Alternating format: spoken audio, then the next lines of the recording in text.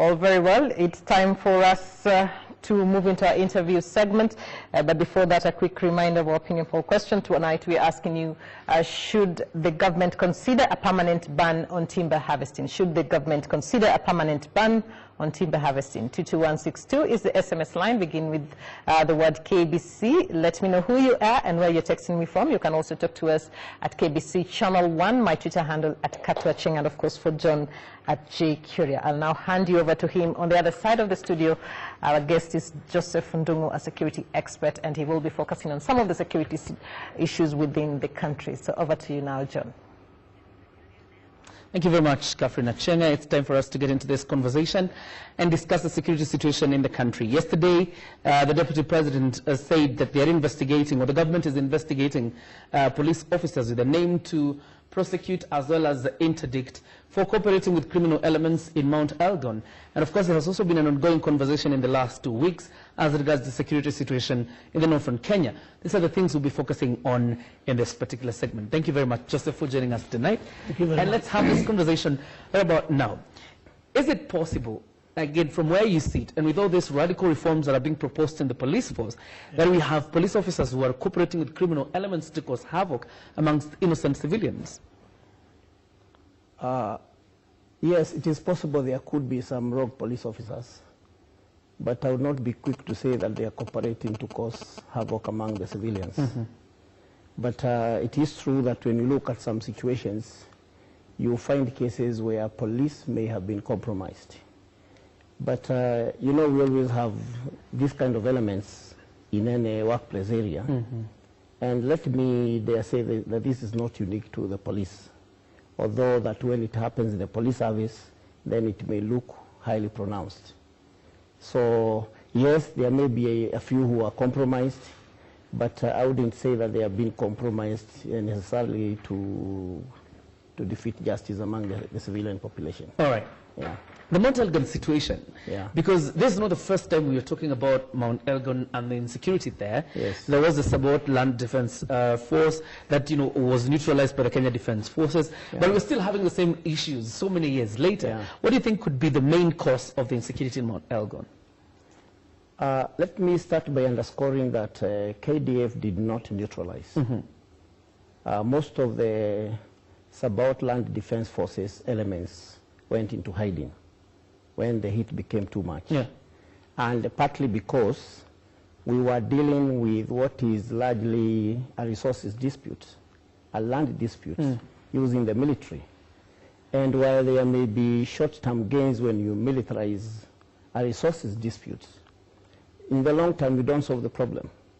Because what happens when you look at the issue in Sabot, in Chebuk especially, the Sabot Land Defense Forces were formed to resist the government efforts to resettle people in Chebuk, most of whom had been chased from their land in the larger Trans Nzoia region. And when they moved to Chebuk and the Chepkitale area up Mt.Elgon, eventually with resources dwindling because of large population, there was a need to resettle the people in Chebuk. Phase 3. And therefore you find that some of the Soy sub-clan members and some of the Sabot members who were supposed to give up their land so that it can be redistributed ended up forming a militia with the help of the local politicians. So yes, if you look back at how it was handled, it clearly shows KDF did not deal with the real root of the problem, which was a land issue. And as long as we are dealing a land issue with the military, it is not going to be resolved. So measures to do with historical injustices in Chebuk and in the larger Mt.Elgon region have to be addressed, including looking at how the land can be redistributed, especially among the Sabot community, and especially between the feuding Sabot clans and even those who are landless in the larger Mt.Elgon region. So as we see the emergence of these civilian militia groups, yes, we could clearly see KDF did not solve the problem. And if we are back again militarily with heavy use of force, without addressing the resources conflict, that issue is not going to be resolved. From where you sit and looking at the entire situation, do you think perhaps political elements in the area have also used it to cause insecurity? Not may. Politicians are the core of the problems in Mt.Elgon. You see, at the core of the formation of the militia, we had two elements. We had the political wing, which was largely run by politicians, and the land disputes. And of course, the politicians took advantage of the land crisis to form militia groups.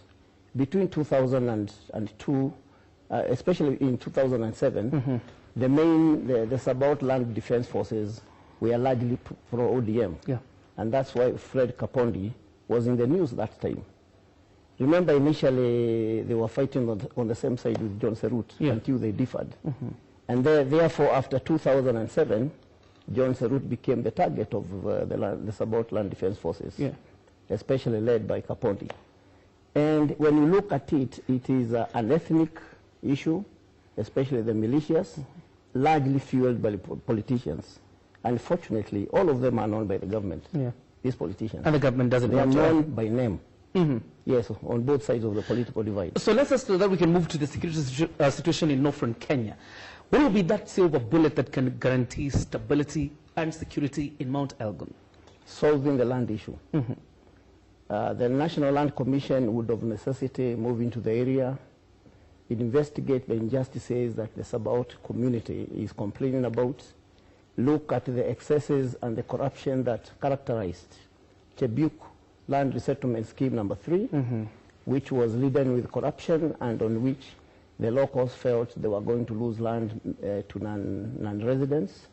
If the Land Commission moves in and looks at the historical injustices and seeks to address that, and especially resettle the Sabaot community and the two sub-clans, the Soy and the Mosop, that if that happens, then it will go a long way in solving the problem. And of course, we have non-Sabaot community members who have been living in the area, whose interests would need to be addressed. Absolutely. That may go a long way in solving the problem. That is assuming the political factors remain equal. All right. Northern Kenya.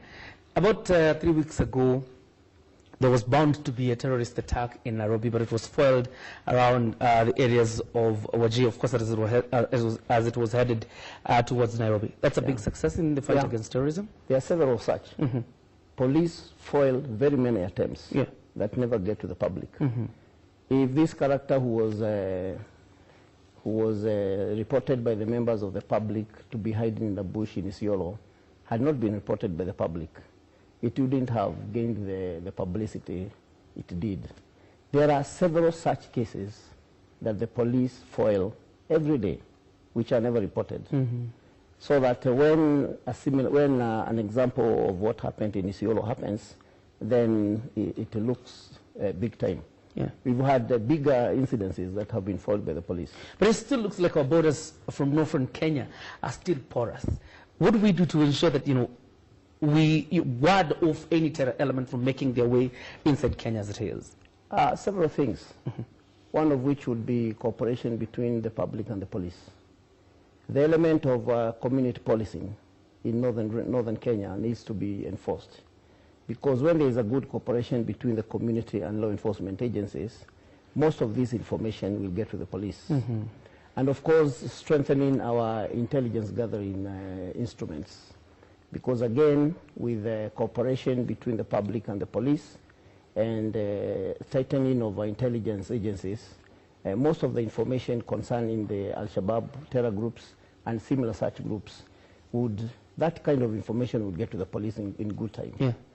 But as long as, again, we are looking at a largely military solution to dealing with Al-Shabaab, that again may have short-term gains, but in the long term, it won't work. It won't work. So looking at how we strengthen relationships, especially between the police and the Kenyans. And that is a question I wanted to ask, because in the height of the terrorist attacks that kept, coming to Kenya in the year 2016, the president ordered for a coordinated approach by all agencies fighting. Especially between the police and the Kenyans. And that is a question I wanted to ask, because in the height of the terrorist attacks that kept, coming to Kenya in the year 2016, Yeah. the president ordered for a coordinated approach by all agencies fighting terror to ensure that they're nipping, terrorist plans as well as any attack, nip them in the bud. Yeah. Do you think there has been a well-coordinated approach to terrorism as it is 2 years later after the order by the president? Yes, the coordination is there. It has improved since the order. But again, we are coordinating among the agencies. How about getting the agencies in tune with the members of the public? Because believe me, there is no attack that will happen that the members of the public are never aware. And most of them are afraid of being accused of collaborating with with the terrorist groups. So as we enhance the cooperation between the agencies, this cooperation needs to enhance, to involve members of the public who have this information, and some of whom are aware right from the formation of these terror attacks.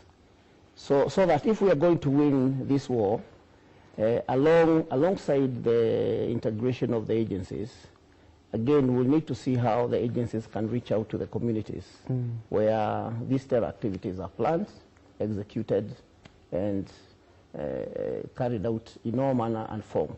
Yeah. Because you can see, for example, what was this fellow who had been renting a place at Delta Hotel. Yeah. There should have been enough indicators for the hotel staff to be suspicious and to examine his activities around the hotel, because this man must have been carrying out surveillance activities. Yeah. Possibly on the police station, Central Police Station, University of Nairobi, and who knows which other facility in the Central Business District. And the fact that he had carried with him documentation that he was in a hotel shows that he was willing to come back, execute whatever plans they had made, and it was going to be a very embarrassing situation, especially if that was going to happen from a hotel just opposite Central Police Station. Absolutely. So again, how much have we trained our hotel staff on how you pick suspicious behavior among terrorists? This has to be an ongoing activity, because when hotel staff are vigilant enough, they will always pick some suspicious behavior among their customers. Yeah. And especially, you would question whether hotel staff were visiting the room. Were they changing the beddings? Were they going to that room for any form of services?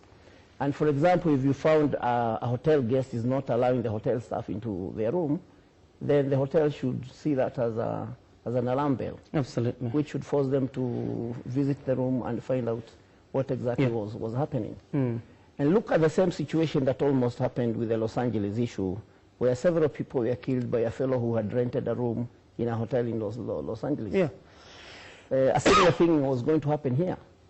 So again, education and terrorism awareness needs to be enhanced. It looks like it's the most basic things. Yes, as we wind up, there's a conversation that has come back, that has crept back 2 years later, because we were having this conversation in 2012, in 2016, when there was the Garissa University attack on the issues of locals and non-locals. And now we have had the conversation again because of the attack that happened in a school. And the question is, how do we navigate through the same issue, ensuring, number one, that there is security in the region, but most importantly, again, that you secure the non-locals or the locals from terrorists?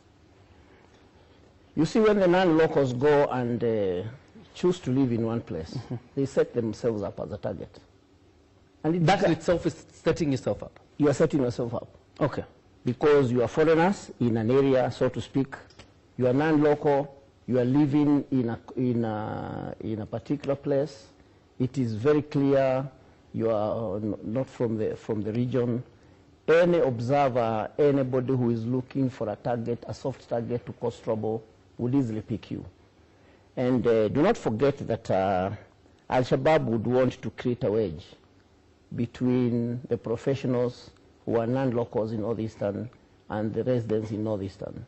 And by attacking especially the teachers, they create an atmosphere that, for example, makes TSC react the way it is doing.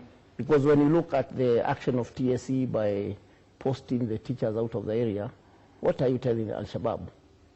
That their goals are being accomplished. Because we should look at a way of, as we enhance security among the locals, let us look at mechanism of enhancing security for everybody in the area. Yeah. And especially the local county administration and the national government to look at how, especially where the professionals are living, that area is provided extra security.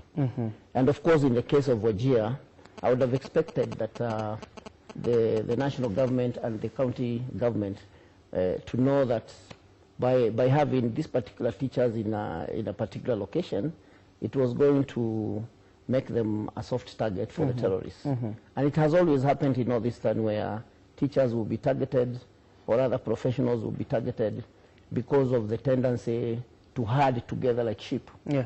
Yeah, and of course that sheep mentality, while it gives protection among the professionals or among the teachers in this case, it ends up exposing them, as it did in Wajir.